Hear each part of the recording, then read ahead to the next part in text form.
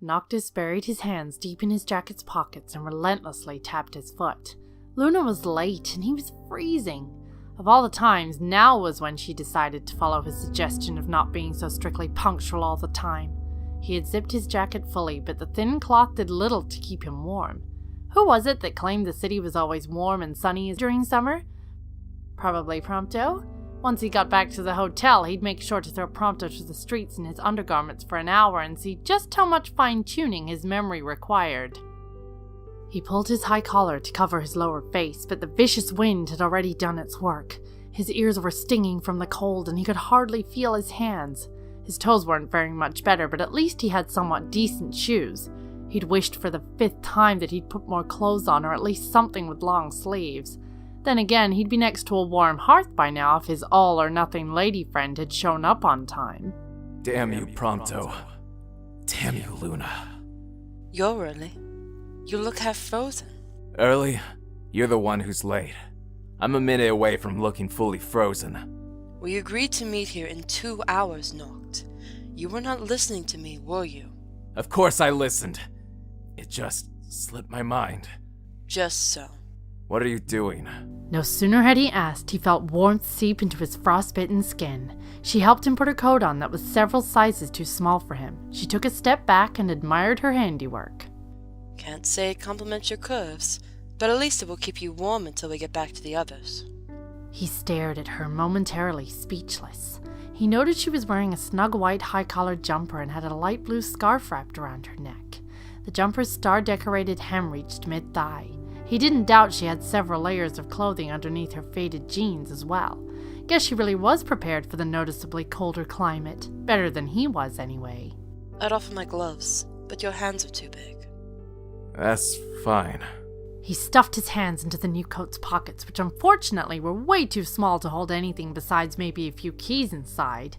He attempted to pull the sleeves to cover his clammy hands, but they were too short. Who designed such impractical clothing? He ought to find them and talk sense into them before requesting their boss to fire and replace such incompetent fools. Frustrated, he opted to put his hands back into his own jacket's cold pockets. Better than nothing, he supposed. You look positively ready to murder someone. Just in case someone dares look my way and make strange assumptions. You could pull the hood up. No one would be able to tell you're a man. Just a woman who has outgrown her wardrobe. You mock me. Only when there's no one else to witness it. It is your word against mine. Clever little imp, aren't you? The street lamp slowly flickered to life as the natural light made room for dusk. Just as well, his flashlight was out of batteries, and he didn't wish to fumble around blindly even if he had a walking, talking glow stick next to him. He doubted she would find his newest mental descriptions of her flattering. You know, usually it's the man offering the jacket to the lady. Good thing tradition is overrated, right? Exactly. I guess locals do not wish to take a risk with black ice. They don't have studded tires for winter. This is the coldest it has been as long as I have lived. It used to be much warmer here.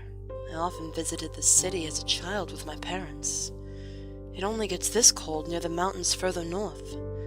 I suspect something less natural as the cause. You think she has begun to live here? I would not be surprised if the first snowstorm in generations were to hit in the upcoming weeks. Shiva, we need to discuss this with the others and observe the situation. The last known location was up north, but it's been rumored that the blizzards have ceased, and the year-round snow has begun to melt. It's not out of the question that she would have decided to have a change of scenery. Luna held her right elbow with her left hand while her right hand's forefinger flicked against her collarbone, a subconscious habit she had when she was deep in thought. He found it endearing. I doubt she would change her location for something as human as being bored. There must be another reason. Sure, we'll get to the bottom of it soon. Hopefully by then, you'll have your own winter coat. And here I was starting to get used to it. Might as well wear a corset to complete the look then. Don't they come in my size? A snowflake fell, then another. Soon the sky was full of gently swaying white powder. The flakes casted shadows against the street lamp's light under which the two young adults stood. Perhaps the cold had addled his brain, but Noctis swore he saw the fallen frost beads form a crown on top of his fiancée's head. Then again, it must have been a combination of his mind playing tricks and the angle of the light. The moment she stepped out of the light, the illusion was broken. It has been a while since I've seen virgin snow such as this. He agreed and lowered his head until their noses touched.